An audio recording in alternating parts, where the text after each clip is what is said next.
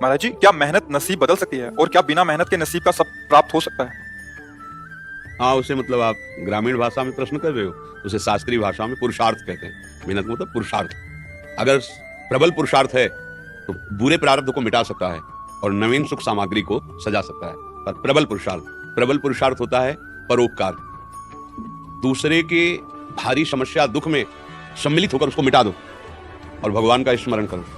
इन दो के द्वारा ये प्रबल पुरुषार्थ आपके पूर्व प्रारब्ध को नष्ट कर देगा। जैसे मेहनत बहुत करते हैं और लाभ बहुत कम प्राप्त होता है, और बहुत कम मेहनत करते हैं बहुत ज्यादा लाभ प्राप्त होता है। ऐसे व्यक्ति देखे जाते हैं कि जिनकी दिनचर्या में मतलब भाग्यवश केवल धन आ रहा है, कोई मेहनत नहीं। और एक आदमी है दिन भर मेहनत करता है, 400-500 रुपया, वो भी पूरे परिवार को ठीक से पूरा भोजन वस्त्र पढ़ाई लिखाई सब नहीं कर पा रहा। एक आदमी है कि बिल्कुल कोई ऐसा कार्यरत नहीं है पर अर्थ की बाहुल्यता उसके घर में। ये पूर्व का जो पुण्य है वो उसे अर्थ प्राप्त करा रहा है। वर्तमान में वो पुरुषार्थहीनता दिखा रहा है, तो जब तक प्रारब्ध भोग है पुण्य का तब तक चलता रहेगा। अब एक है वर्तमान में बहुत पुरुषार्थ कर रहा है, मेहनत कर रहा है, लेकिन पूर्व का पाप उसे आगे नहीं बढ़ने दे रहा। अब पहले पीछे का जो पाप है उसे नष्ट करने वाला पुरुषार्थ बने। वो दो प्रकार से होता है, परहित सरिष धर्म नहीं भाई। दूसरे का किसी का ऐसा हित हो जाए जो असहाय है, असमर्थ है, रोगी है, परेशान स्थिति में, हम उसका सहयोग कर दें बिना किसी स्वार्थ के और प्रभु का नाम जप करें। इन दो के द्वारा हम पुराने कर्मों का परिणाम जो हमें आगे नहीं बढ़े उनको हम नष्ट कर सकते हैं। तो हुआ तो ये भी प्रयास ही ना, मेहनत ये भी तो हुई ना, नाम जप करते हुए दूसरों के सुख की भावना में अपने कर्तव्य का पालन करते हुए। तो ये पुरुषार्थ आपके पूर्व प्रारब्ध का नाश कर सकता है। भाग्य से ही सब कुछ मिलता है ऐसा नहीं है, भाग्य भी काम करता है। जैसे बहुत पढ़ लिख करके ग्रेजुएट हुए लेकिन प्रारब्ध इतना बुरा है, नौकरी नहीं मिल रही, तो बेचारे गांव के कार्य कर रहे हैं या छोटी मोटी दुकान कर ली और ऑफिसर रैंक की पढ़ाई की हुई है। और एक है कि ऐसे घर में जन्मे हैं कि जमींदारी पहले से ही है और वो न पढ़ने में रुचि न किसी क्रिया में रुचि, लेकिन वो बहुत सांसारिक सुखों को भोग रहे हैं। यहाँ प्रारब्ध देखा जाता है। लेकिन एक है कि बहुत गरीब घर में जन्मा, बहुत मुश्किल से उसके माता पिता ने पढ़ा पाया, पर उसने जी जान से मेहनत की, इतना पुरुषार्थ किया कि वो गांव में सबसे बड़ा आदमी बन गया।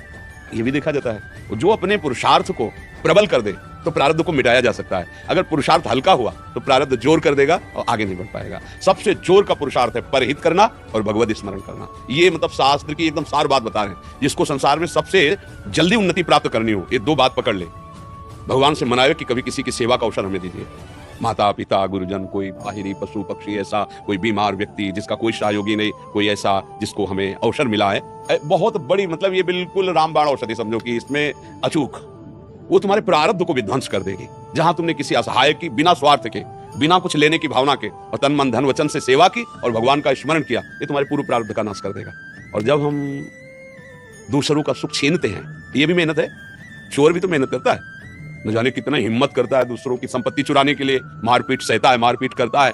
वो मेहनत करके दूसरे का धन अपहरण करके दूसरे को दुख देने वाली क्रियाएं करता है। तो उसकी ये मेहनत, उसके पूर्व के पुण्य जो जमा है आगे सुख देने वाले, उनका नाश प्रारंभ हो जाता है। पूर्व का पाप और वर्तमान का पाप, ये जब दोनों मिलेंगे तो किसी काम का नहीं कहते मिट्टी में मिल गया, किसी काम का नहीं, सब विध्वंस हो जाता है। इसलिए सदाचरण करो। और ये अंदर की बात कह रहा हूं, हृदय की, दूसरों को सुख पहुंचाने की भावना ले आओ और नाम जप करो, जय को प्राप्त हो जाओगे। परहित सरिष धर्म नहीं भाई। जटायु जी को वो गति, वो दुलार मिला जो महाराज दशरथ जी को प्रभु ले। दशरथ जी वहां प्राण त्याग रहे हैं, भगवान श्री राम वनवास में। जटायु जी ने अपने प्राणों की परवाह न करके सीता जी की रक्षा रावण से करने के लिए रावण पर, महाबली रावण है, आक्रमण कर दिया और एक बार तो बेहोश करके गिरा ही दिया चोर पंजों की मार से, और उसके चंद्रहास के प्रहार से पंख कट गए। राम राम राम। देखा भगवान, गोद में भगवान ने उठाया और भगवान ने एक वचन कहा कि मेरी कृपा से नहीं, आप अपनी करनी से ऐसी उत्तम गति को प्राप्त हो रहे। भगवान ने एक शब्द कहा, ये आप अपनी करनी से ऐसी उत्तम गति को प्राप्त हो रहे, तात ये मेरी कृपा की बात नहीं, तुम्हारी करनी की बात है। तुमने ऐसी करनी की, तब वहां पर हित सरिष धर्म नहीं भाई। अगर प्राण भी चले जाएं दूसरे के हित में तो भगवान को प्राप्त होता है। बहुत बड़ी बात है। हम ऐसा पुरुषार्थ करें कि अपने प्रारब्ध का नाश कर दें। जो हमारा बुरा प्रारब्ध हमको नष्ट करने, हमें दुख देने, हमें विपत्ति में फंसाने आया, मंगल हो जाएगा। भगवान का नाम और दूसरों को सुख प्रदान करने की भावना।